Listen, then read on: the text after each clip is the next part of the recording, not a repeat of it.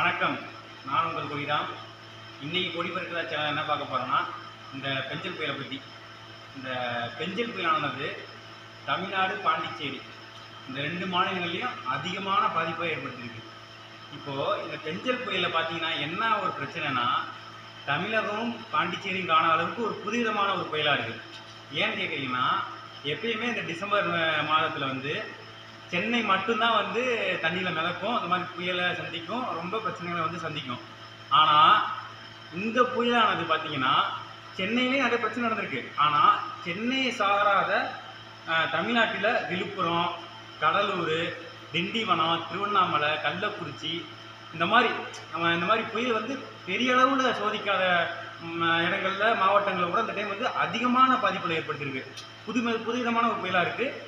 இந்த புயல்னால் நிறைய விவசாயிகள், பாமர மக்கள், இந்த மாதிரி பணக்காரங்க, ஏழை, அது 2வது விஷயம், 2 பேருமே இதனால் அதிகமாக பாதிக்கப்பட்டிருக்காங்க. குழந்தைகள்லேருந்து பெரியவர் வரைக்கும் உயிரிழப்பு எக்கச்சக்கமாக நிறைய நடந்துருச்சு. இப்போ நம்ம இதை பற்றி என்ன சொல்ல வரேன்னா, என்னோட கருத்து என்னென்னா, இப்போது புயலானது எப்படின்னு சொல்கிறாங்கன்னா, ஒரு இயற்கை சீற்றம். இயற்கையினால் வரக்கூடியதுங்கிறாங்க. நான் என்ன சொல்கிறேன், இயற்கை தான், நான் இல்லைன்னு சொல்லலை. இயற்கை நடக்கக்கூடியது யாராலும் தடுக்க முடியாது. ஆனால் இயற்கையினால் நடக்கக்கூடியது நமக்கு முன்னாடியே தெரியுதுல்ல. அப்போ அது ஏற்படக்கூடிய விஷயங்களை தடுக்கிறதுக்கான முன்னாடியே ஒரு முன்னெச்சரிக்கையாக நம்ம முன்னாடி சால்வ் பண்ணக்கூடிய ஒரு ஃபர்ஸ்ட் எய்டாக தான் ஒன்று பண்ணலாம்ல, முன்னெடுப்பாக ஏதாச்சும் பண்ணலாம். ஆனால் என்ன சொல்கிறாங்கன்னா, இல்லை இயற்கை சீற்றம், எங்களால் இதை என்ன செய்ய முடியும், இதெல்லாம் நாங்கள் என்னால் தடுக்க முடியுமா அப்படின்னு சொல்கிறாங்க. ஆனால் என்னைய கேட்டால், இப்போது நிறைய பகுதிகளில் அந்த காலத்தில் ஏன் பெரிய அளவில் இதை காட்டிலும் அதிகமான மழைலாம் இந்த தமிழ்நாட்டில் பெஞ்சிருக்கு. இதோட வரலாறுக்கான மாதிரிலாம் முன்னாடி காலத்துலாம் பெஞ்சிருக்கு.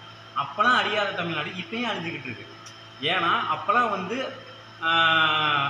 ஆற்றுகளையும் கடல்களையும் ஏரிகளையும் குளங்களையும் நம்ம காலத்தில் மன்னர்கள் காலத்திலிருந்து அருமையாக பராமரிச்சுருந்துருக்காங்க, தூர்வாரிருக்காங்க.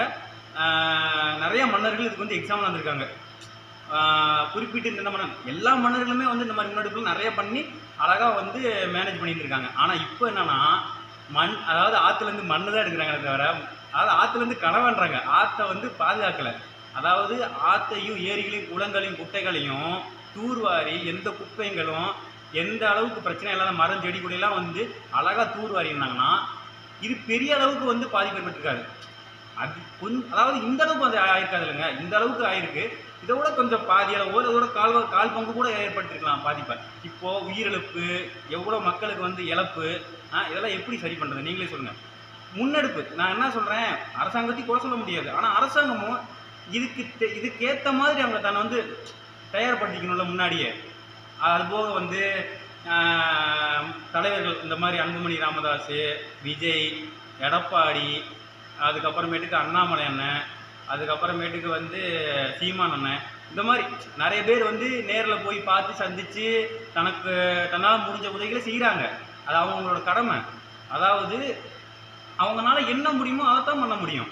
ஆனால் ஆளுங்கட்சியாக இருக்கக்கூடியவங்க தான் இதுக்கான முழு உதவியும் பண்ண முடியும். அவங்களுக்கு என்னென்ன இழப்பு நடந்திருக்கோ அதை அவங்க தான் பண்ண முடியும். இவங்களால தன்னோட பங்களிப்பு தான் கொடுக்க முடியும். ஏன்னா இவங்க ஆட்சி அதிகாரத்தில் இல்லை. அதனால் ஆளு அரசாங்கம் தான் இதுக்கு முடிவெடுக்கணும். அதனால் என்னோட தமிழ்நாடு மக்களாக இருக்கட்டும், பாண்டிச்சேரியாக இருக்கட்டும், இதனால் அதிகமாக பாதிக்கப்பட்டிருக்காங்க. எங்கள் மக்களுக்கு இந்த அரசாங்கம் நல்ல முடிவாக பார்த்து நல்ல நிவாரணங்களும் நல்ல நிதிகளையும் வழங்கி நல்ல உதவணும். என்னோட கோரிக்கையாகவும் மக்களோட கோரிக்கையாகவும் நான் அதை வச்சுக்கிறேங்க. ரொம்ப நன்றி.